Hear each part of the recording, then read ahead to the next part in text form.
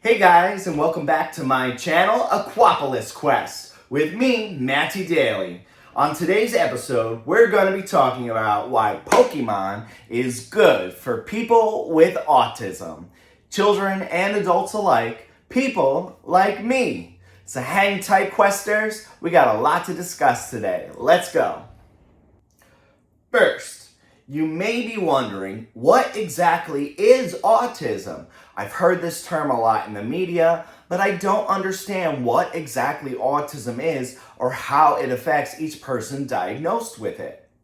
So, we need to define autism, and autism can be defined in one word: neurodivergence. Now, in order to understand neurodivergence, you need to understand that the brain has typical pathways it uses to process information. In people with autism, often these typical pathways are not available to process certain kinds of information. Instead, the brain uses atypical pathways or a roundabout way in order to process information, and that can appear or manifest differently in each person with autism.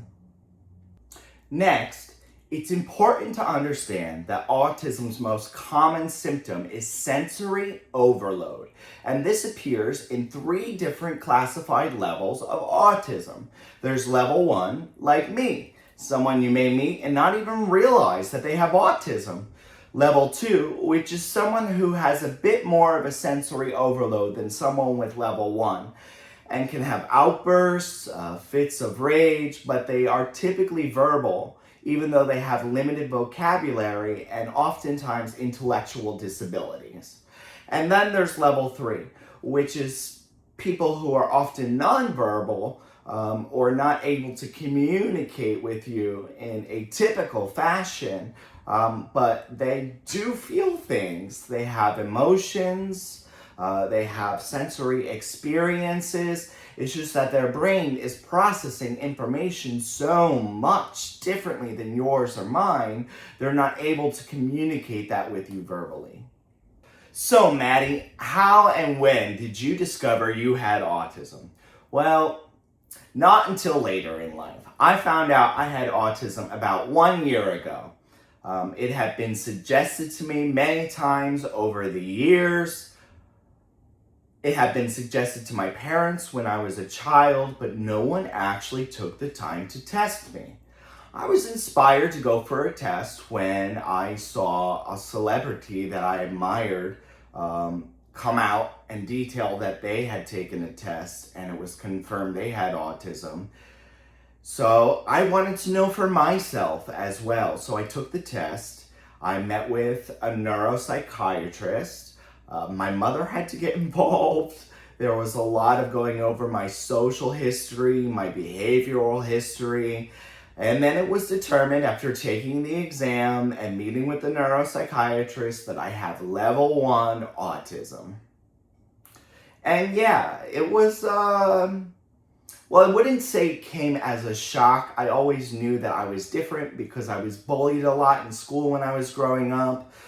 Kids often told me I was different or weird, or that my style of communication wasn't normal or natural. But this test really confirmed those details for me, and it also helped me see myself in a new light, that it's okay to be different and to have a brain that functions differently, and find the good in that, because I think there's a lot of good things about having autism or having an atypical sensory experience that can benefit others from learning what I go through.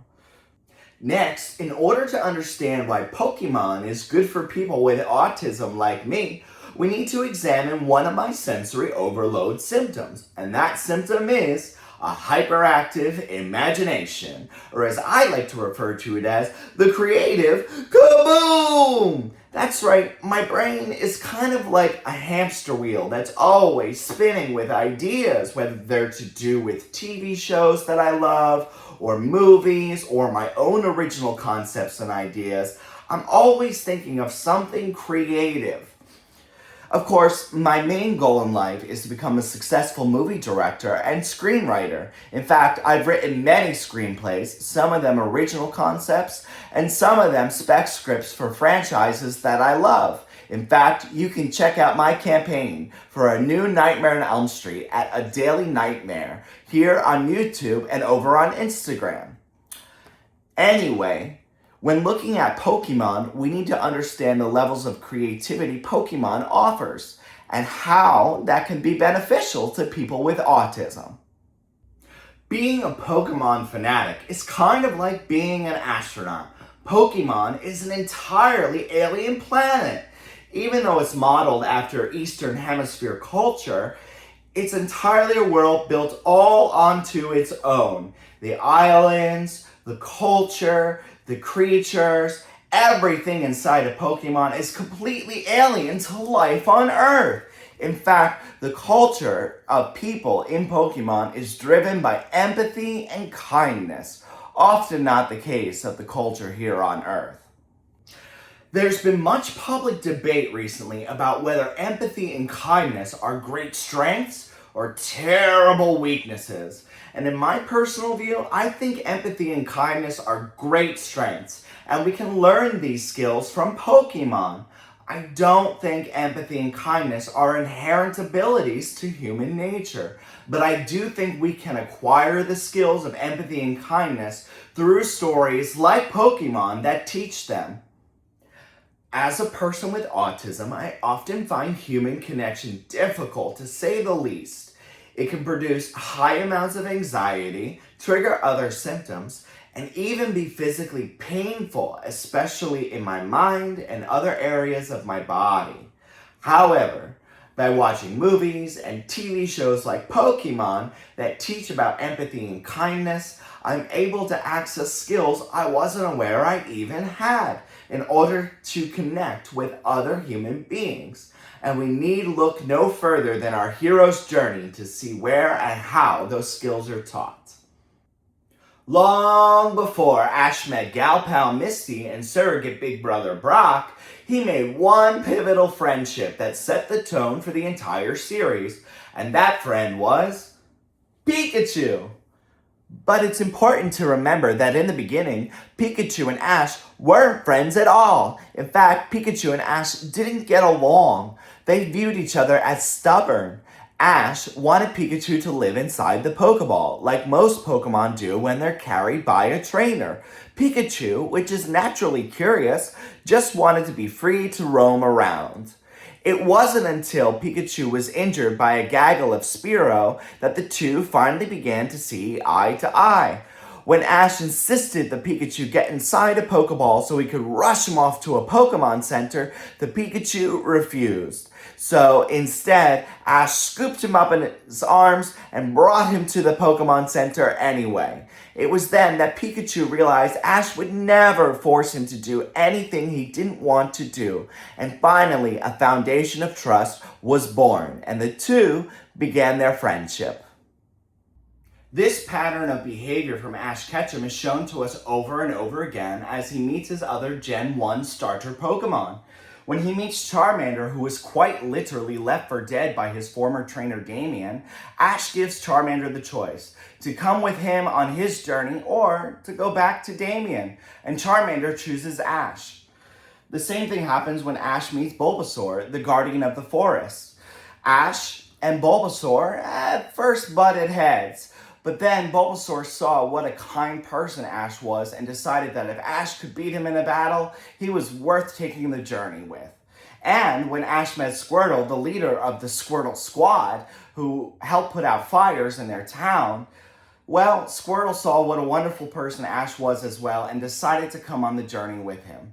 This is not typical for a Pokemon trainer. Typically, a Pokemon trainer catches their Pokemon. And it becomes a running joke in the series from his friends Misty and Brock that Ash doesn't quite catch his Pokemon. They choose to go on the journey with him. And I think this element of choice is so important when Pokemon is trying to demonstrate what empathy and kindness actually mean. Pokemon offers people with autism more than just dialectical behavior lessons too. It strengthens cognitive abilities like organization by using stimuli that are both visual and oral. It uses rhythm and systems that are both color-coded and numerical. How does Pokemon strengthen these cognitive abilities? That's right. Are you thinking of what I'm thinking of? Charmeleon, Wartortle, Mewtwo, Tentacool, Aerodactyl, Ammonite, Slowbro, Weezing, Seal, Gyarados, go! Gotta catch 'em all, gotta catch 'em all! Gotta catch 'em all, gotta catch 'em all! If you watch Pokemon like I did before school in the morning, you certainly remember the Poké Rap, which listed all 150 or more to see. Pokemon use both music and rhythm to teach us about the Kanto region Pokemon, and this helps to strengthen cognitive abilities that people with autism oftentimes have difficult accessing. And then there's Pokemon cards, which for people with autism like me is more than just a hobby. It's actually a skills-based toolbox. It uses color-coded, mathematical, and hierarchy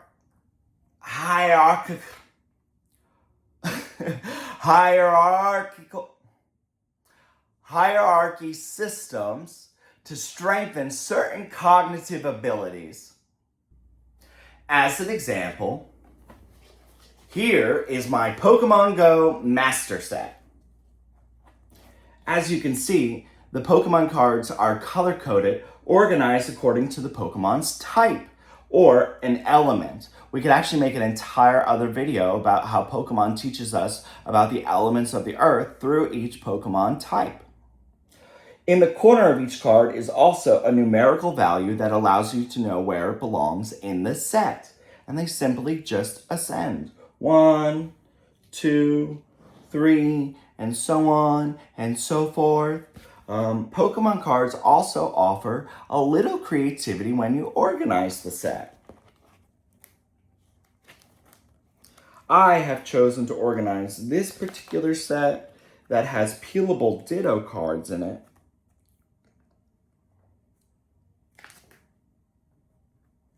With those cards ascending here. You could also organize it by placing Ditto next to Ditto. And then there's promo cards. I've chosen to put the stamped promo cards first, right after the gold cards, especially because they're high value cards that I picked up for a bargain. Shout out to Pokemon investing. And then there's also numerical values assigned to the promos, so you can organize them accordingly. Yes, I know there's another card missing here, but I have that card in a PSA 8, which is really cool. So Pokemon cards teach you about organization through color coding, numerical values, rarity hierarchies. And when you're playing Pokemon cards, you have to use some basic math skills in order to battle the other cards. When I was younger, I used to play Pokemon cards in a battling way a lot more often. These days, I've migrated digitally to Pokemon Pocket, which is a free app you can download when I battle cards. That way I don't have to use my real cards and destroy them in a battle. So yeah, Pokemon is great for strengthening certain cognitive abilities just by collecting them or playing with them. In general, Pokemon is highly beneficial to people with autism like me. It offers a number of cognitive and dialectical behavioral skill sets that we can put in our toolbox, which make investing your time and energy in the Pokemon franchise worthwhile. Well, that's all I'm going to throw at you for today. That's a lot of information to take in. Remember to visit my eBay store at Aquapolis Quest, and don't forget to like, subscribe, and share this video. I'm your host, Matty Daley. Have a good week, everybody. Love Pokemon!